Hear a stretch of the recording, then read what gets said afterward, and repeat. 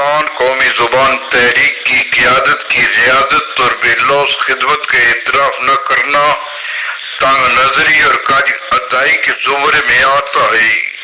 یہ وہ جہاد ہے جو ہماری آنے والی نسلوں کی فصلوں کو شاداب و سیراب اور مستقبل کے معماروں کی رہنمائی اور مسیحائی کرے گا۔ جن جلیل القدر انسانوں نے دشت و بیاباں میں اردو زبان کے پودوں کی آبیاری کی اور اپنے خون جگر سے پرورش کی ہے، ان میں مرحوم ظفر آزاد کا نام نامی اس میں گرامی آب زر سے لکھا جائے گا۔ اس کے بعد ایک لہجہ بھی اس تحریک کو ساکن نہیں ہونے دیا گیا۔ ان میں فضیلت مآب جناب جمیل بھٹی کی سخت جانی، محترمہ فاطمہ قمر کی طبع کی روانی اور پروفیسر سلیم ہاشمی کی فراست اور جولانی نے جس طرح دریائے حیرت میں نوکر شاہی کو ڈالا، اس کی نظیر پروفیسر ذیشان ہاشمی کی تدبیر میں دیکھ سکتے ہیں۔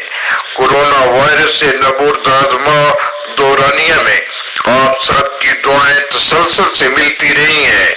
ڈاکٹر نے موبائل فون استعمال کرنے سے منع کر رکھا ہے اور میں فارغ بیٹھ نہیں سکتا، چاہتا ہوں کہ موت کو بھی کام کرتے کرتے گلے لگا لوں۔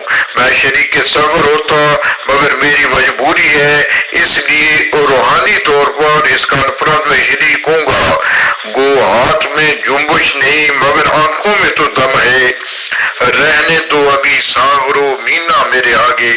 پاکستان قومی زبان تحریک کا ہر فرد فرید ہے اور جناب جمیل بھٹی کی قیادت میں یہ قافلہ نوبہار اپنی منزل مراد تک پہنچ کر دم لے گا اور دنیا جان لے گی کہ پاکستان کے آسمان پر اردو کا آفتاب کیوں کر طلوع ہوتا ہے۔